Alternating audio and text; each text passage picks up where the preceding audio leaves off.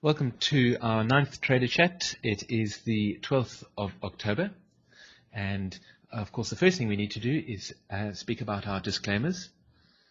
The first disclaimer is a risk disclaimer, and it reminds you that all trading involves risk. Please be aware of and accept this risk before trading. Never trade with money you cannot afford to lose. Next is the past performance disclaimer, stating that past performance of any trading methodology is no guarantee of future results. And you should know that I'm making no representation that any account will achieve profits or losses similar to those discussed. And all results should be considered to be hypothetical unless otherwise specified. And you should know that hypothetical performance results have many inherent limitations and, unlike an actual performance record, do not represent actual trading. Those disclaimers are really important. They are required by law, and it's also important to us that you understand the disclaimers that apply to what we're speaking about today, so that there is no misunderstanding. Let's speak quickly about using NetViewer. That is the software we use to broadcast our trader chats. First of all, you should know the best way to ask questions is simply to type a message into the chat window, which you will find in the lower right-hand corner of your screen.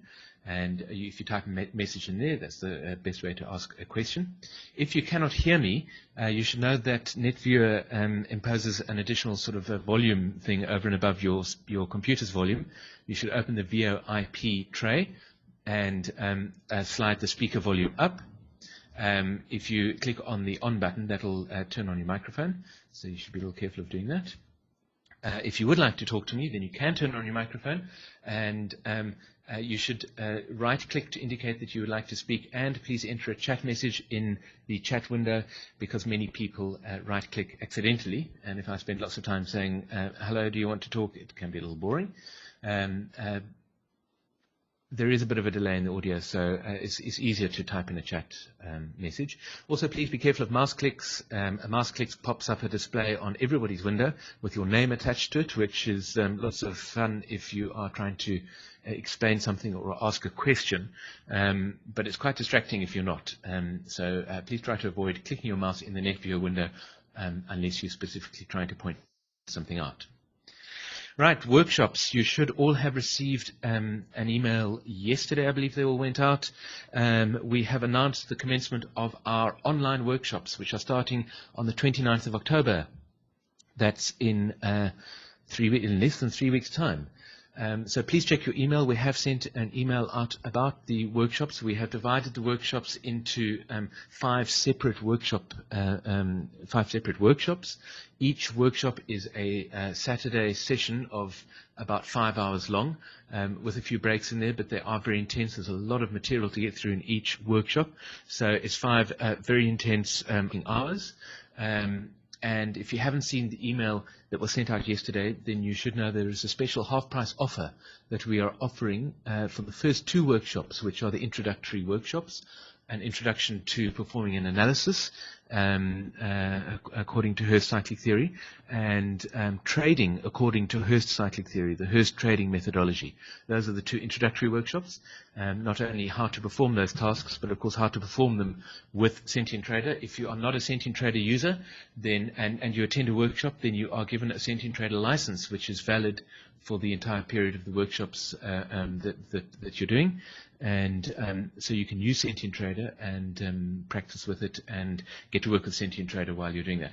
We haven't yet decided whether the first 2 workshops that we're offering a special half-price offer on are going to take place in the Western Hemisphere or the Eastern Hemisphere, by which I mean whether it's going to be directed towards the US, Canada sort of market, or the Australia, New Zealand market. Those different workshops will be happening at very different times to make the timing appropriate for the people attending the workshop. So it's first come, first serve.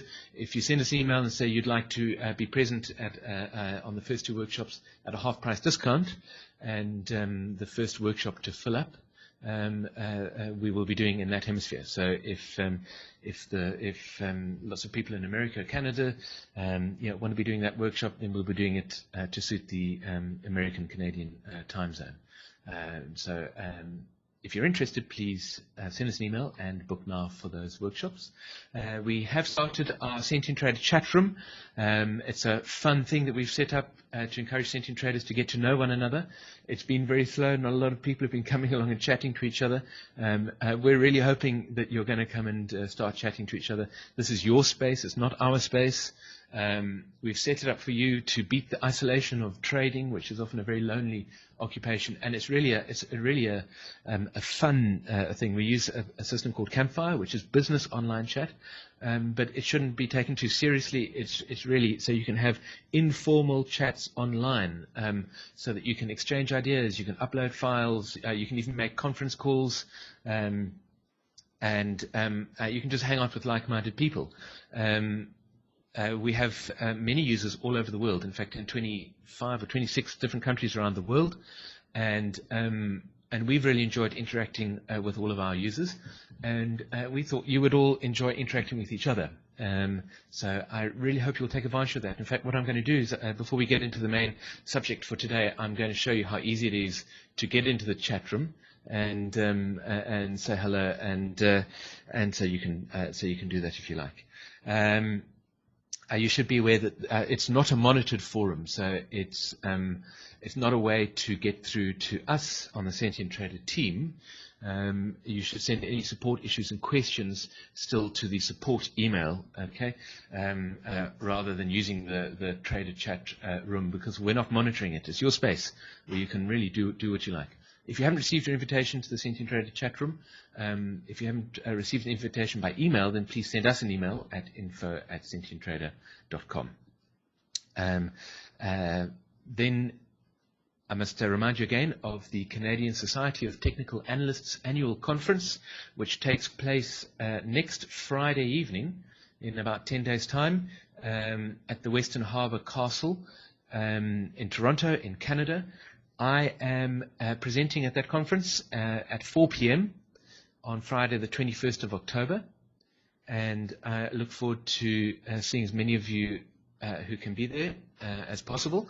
I really look forward to meeting you in person. For all our Canadian users, we have many Canadian users, and in fact Toronto is a bit of a hub of Hurst expertise, so I am really looking forward to being in Toronto next week and giving a presentation there about Sentient Trader and Hurst phasing analysis and so on. Because of that, there will be no Trader Chat next week on the 19th of October.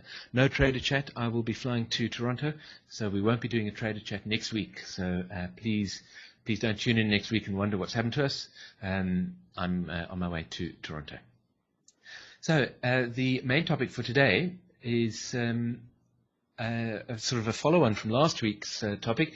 Last week I introduced you to the sentient trading methodology, and today I'm going to be pursuing that a little further and speaking about understanding your market, which is what the sentient trading methodology is all about. Before we get to that, I see there are one or two chat messages, possibly just people saying hello. Yes, there we go. People saying hello. Good to have you with us. Before I get to today's main topic, let me quickly show you the Sentient Trader chat room. It's really easy to log in. You will have received an invitation, and you simply go to the Sentient Trader room and you type a message in the bottom, and it's an online chat room, and you click on the send message button and that appears there. Anybody else who is in the room can chat with you, and as I mentioned, it really is for casual chat. The idea is that if you're sitting working in Sentient Trader, trading the markets, you can chat with people and really have some light-hearted interaction with other users of Sentient Trader. That's the purpose of it. It's really, really easy. You should have received an invitation email. If you haven't, then send us an email and we will make sure you get hooked up. Let me leave the room before people start trying to chat to me, and close that down. And so let's return to the main subject of the day, which is an extension of the sentient trading methodology, a conversation that we had last week, and that is understanding your market. You'll notice I'm using PowerPoint instead of the more dynamic presentation system. So let me switch PowerPoint files, and here we go. And let's get going with it. Right. Last week I gave everybody an introduction to the sentient trading methodology. Sentient trading methodology, as a reminder, is an extension of Hurst's trading methodology. The first thing that you need before performing trading according to the sentient trading methodology is you need to have performed a phasing analysis which is based on Hurst's cyclic principles.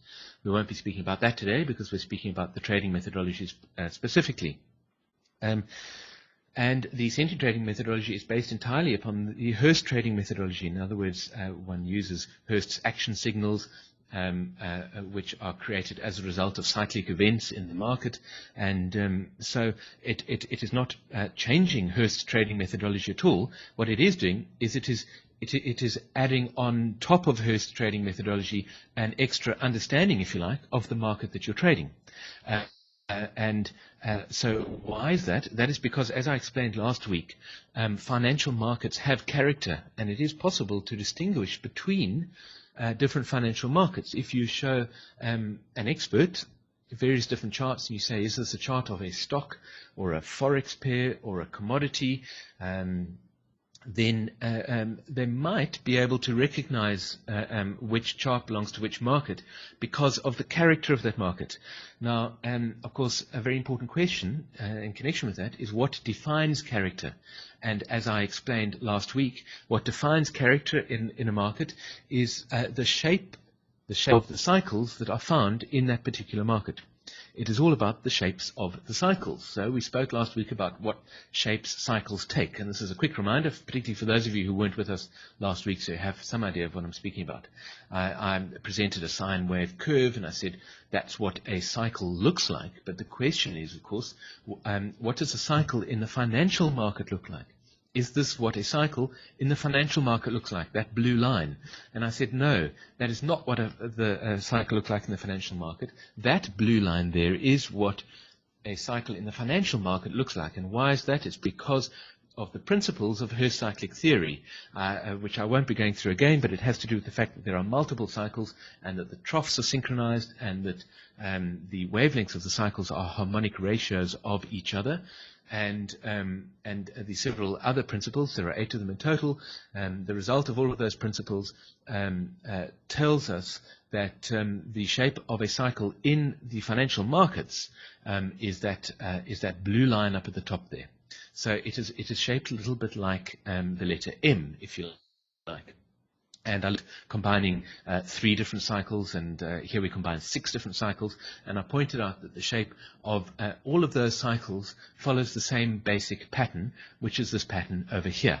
And if we look at that pattern in some more detail, then we can add a breakdown of the cycle shape, if you like, and I break the cycle shape down into 4 separate legs.